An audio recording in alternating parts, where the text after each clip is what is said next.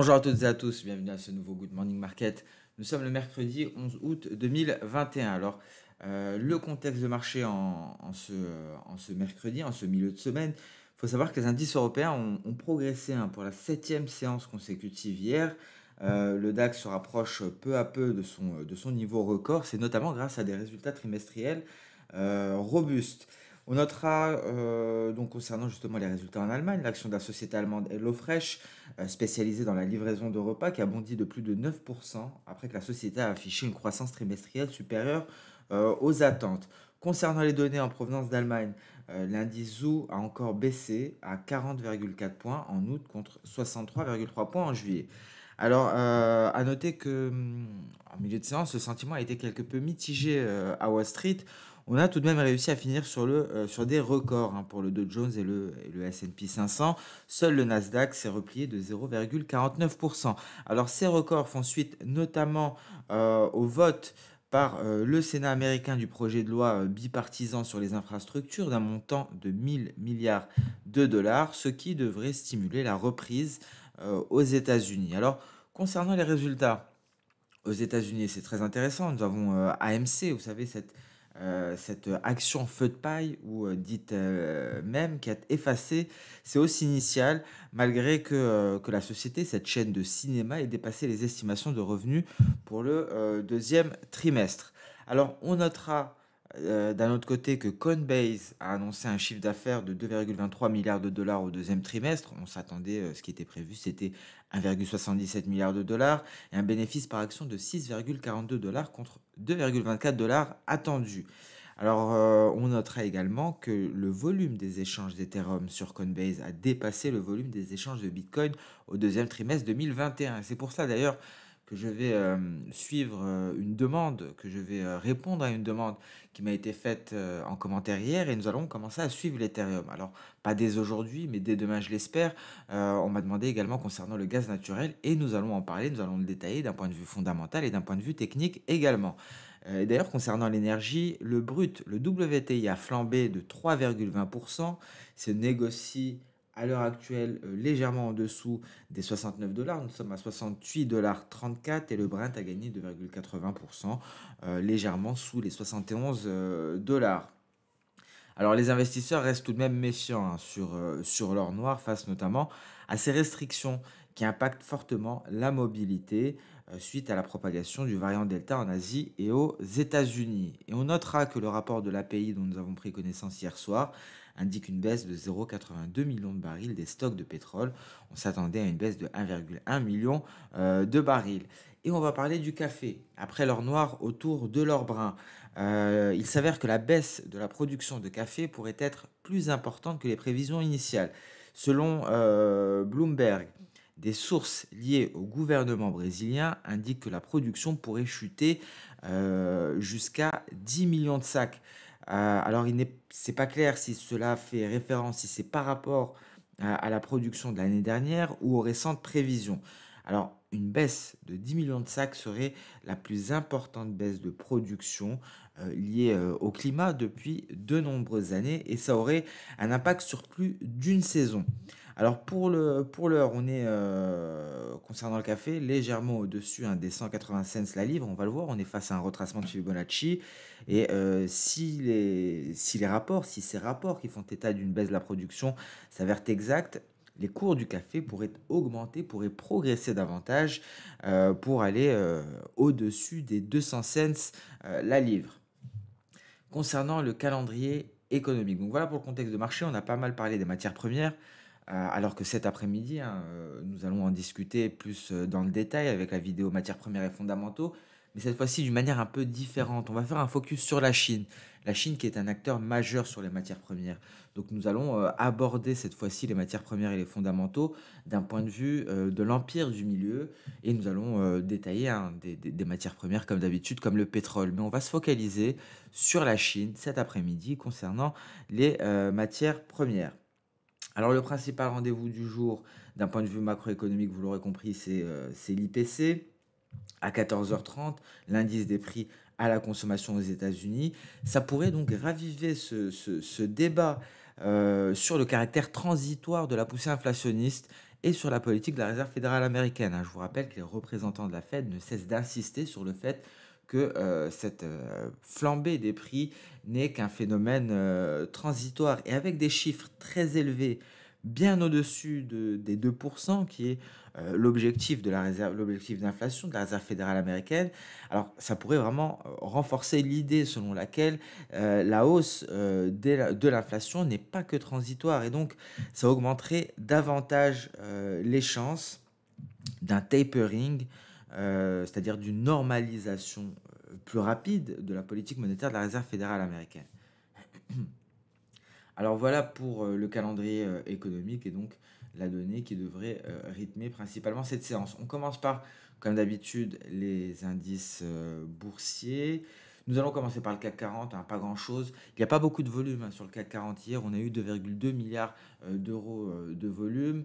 Donc concrètement, hein, ce qui sera le tournant pour plusieurs indices, mais notamment pour le CAC 40, ce sera la fin du mois d'août, début septembre. Et à noter que nous sommes à 15 jours, à 2 semaines de Jackson Hole, on devrait avoir l'annonce du début du tapering normalement par la Réserve fédérale américaine, par Jérôme Powell.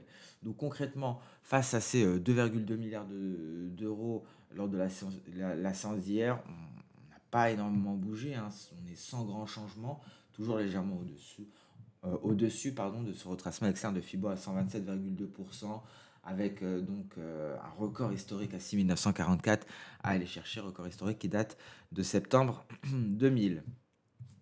Qu'en est-il du DAX? Légère baisse hein, après une hausse, hein, vous voyez, plusieurs séances de hausse consécutives. Ici, nous avons 6 bougies vertes, bougie rouge en ce début de séance. On a une résistance à aller chercher, on le voit en H4 à franchir, hein, c'est plus ou moins le seuil psychologique des 15 800 points pour aller vers de nouveaux records. On a parlé hier, on a décanté, si je puis dire, les mouvements haussiers par deux projections d'Osoda, une longue, une courte, ce qui nous a fourni deux objectifs, 15 893 et 15 973. Le Nasdaq, le seul en repli, baisse de 0,49%, qui est allé tester sa Tenkan, le seuil psychologique des 15 000, des 15 000 points. Pardon. Alors en données H4, on le voit, on a un nuage qui pourrait être en renfort, on s'éloigne de ce danger, de ce twist, cette faiblesse de nuage, le nuage qui est en train de s'épaissir peu à peu et pourrait soutenir une prochaine hausse. Il faudra tout de même enfin réussir à se hisser au-dessus des 15 136. Vous l'aurez compris, selon la théorie, normalement, on annule hein, cette vague, mais on n'est pas allé bien loin tout de même. Il n'y a pas de grand changement avec le creux qui a été marqué hier. Donc on a deux objectifs également ici, hein. On a décanté en deux vagues successives, une longue, une courte.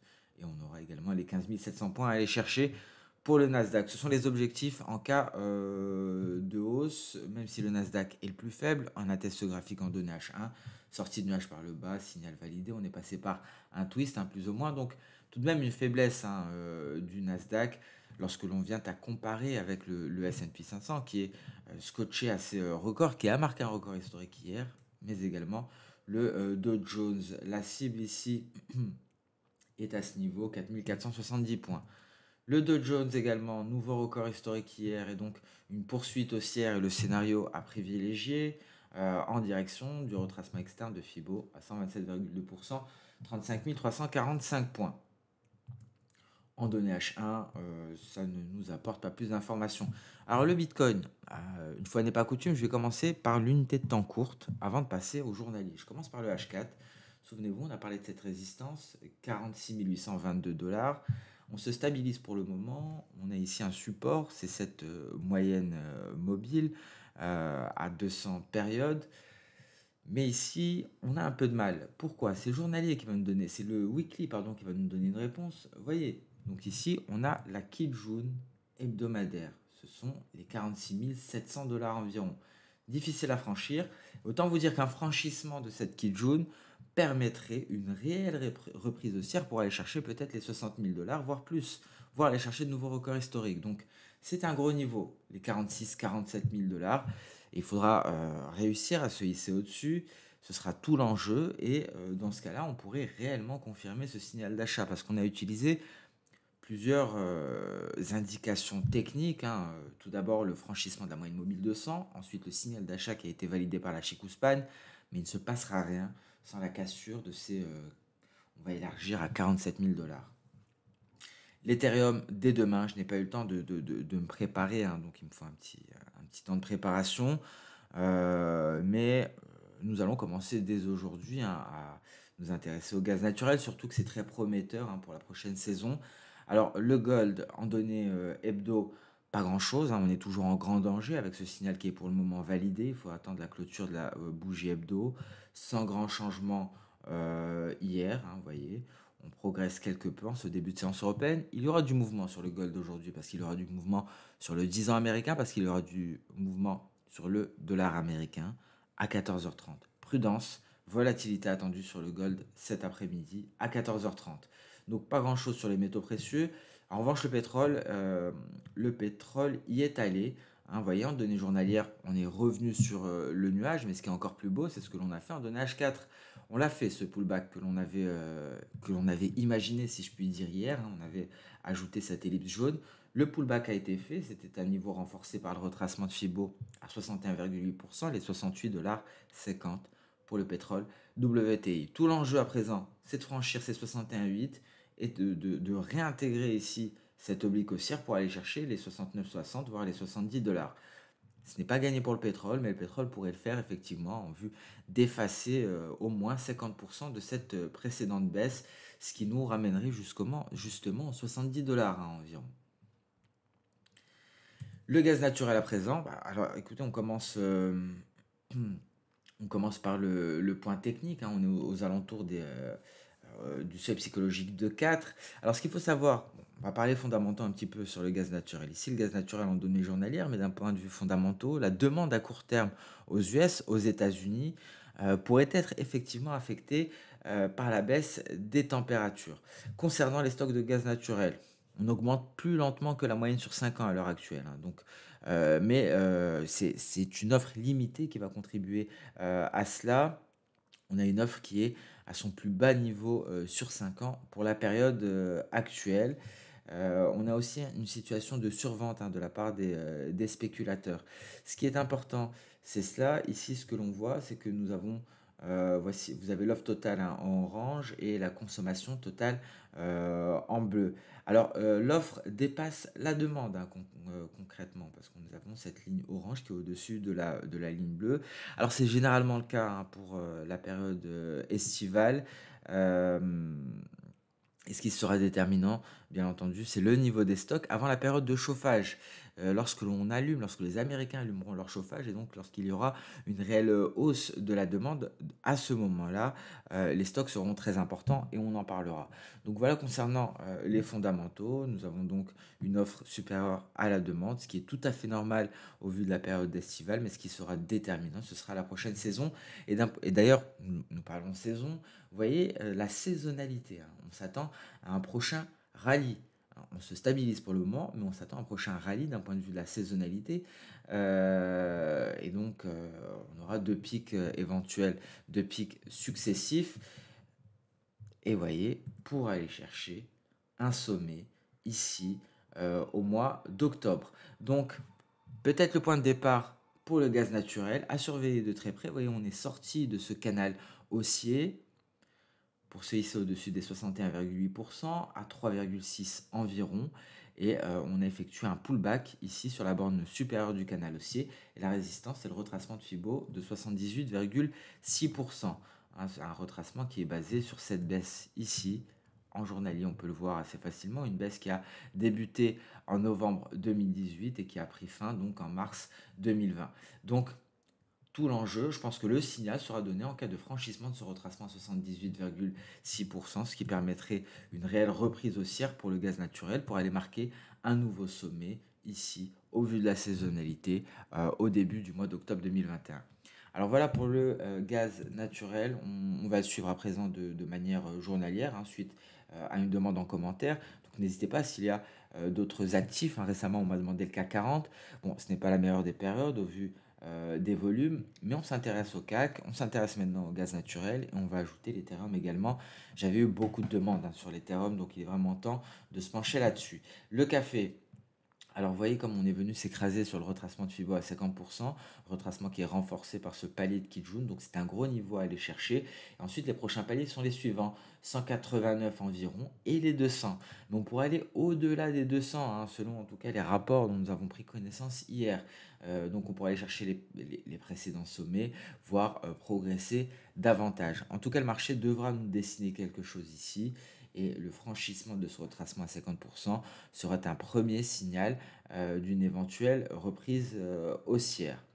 On continuera sur les matières premières cet après-midi, hein. On va parler notamment soja. Je sais que Simon m'en avait parlé la semaine dernière. On va parler pétrole, bien entendu, et d'autres matières premières, le copper, hein, le cuivre.